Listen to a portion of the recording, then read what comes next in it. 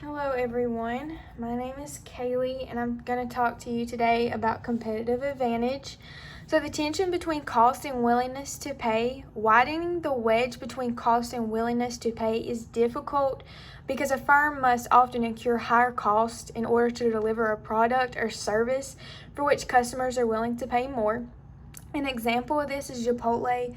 Chipotle is able to charge more for items on its menu rather than like Jack in the Box, the Mexican Grill, or Taco Bell, largely because of its commitment to sustainability and sustainability sourcing. However, the use of organic and logically sourced ingredients and the costs associated with obtaining leadership in environmental and engineering design certifications drive up costs. Chipotle's attractive profit margin derives largely from the fact that the difference between what its customers are willing to pay and what its rival customers are willing to pay is greater than the costs associated with Chipotle's more expensive supply chain. So, as noted before, a firm can achieve a competitive advantage by devising a way to, one, raise willingness to pay a great deal with only slight increases in cost, or two, reap large cost savings with only slight decreases in customer willingness to pay.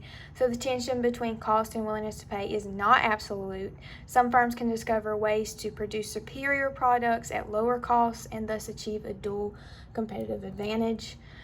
And a dual competitive advantage, this is achieved when the company manages to cut supplier opportunity costs through better supply chain and inventory management, and yet manages to increase customers' willingness to pay by providing unmatched value-added services.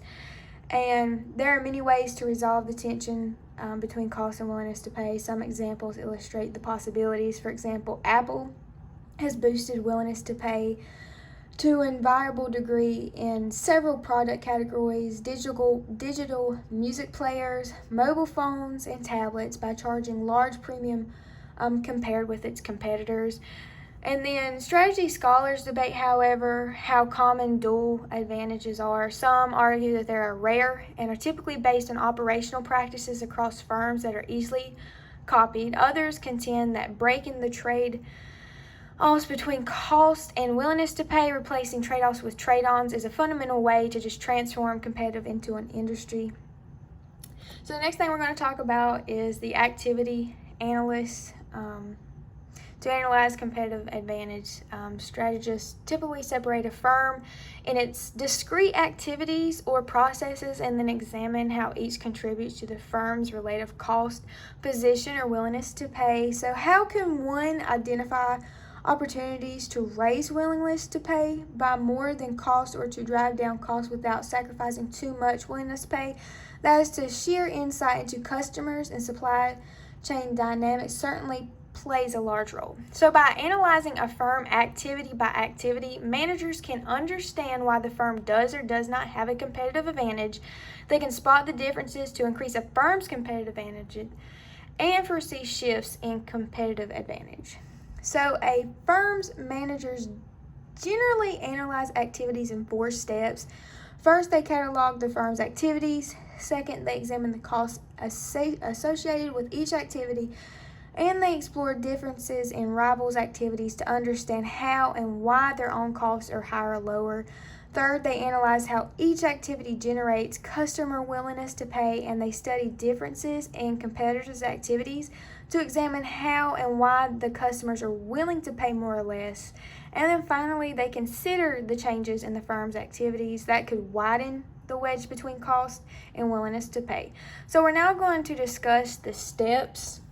So the analyze activities in 4 steps are: step 1, catalog activities, that's the value chain. Step 2, use activities to analyze relative costs. Step 3 is use activities to analyze relative willingness to pay. And step 4 is explore options and make choices.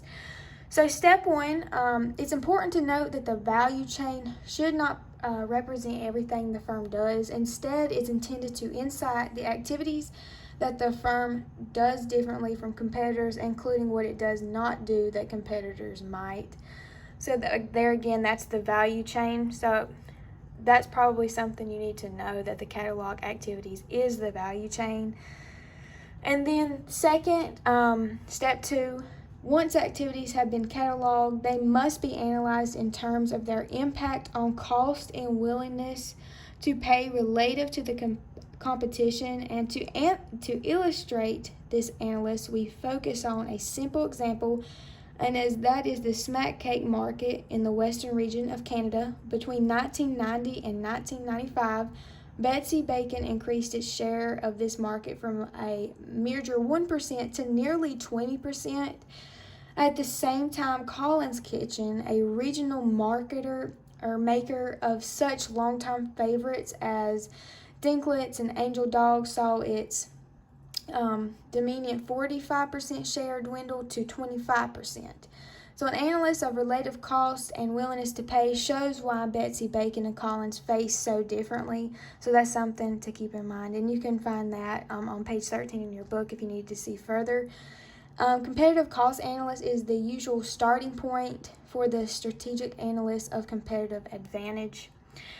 And then step 3, a firm's activities do not just generate costs, they also, one hopes, makes customers willing to pay for the product or service. Differences in activities amount for differences in willingness to pay, and hence for competitive advantage and differences in profitability.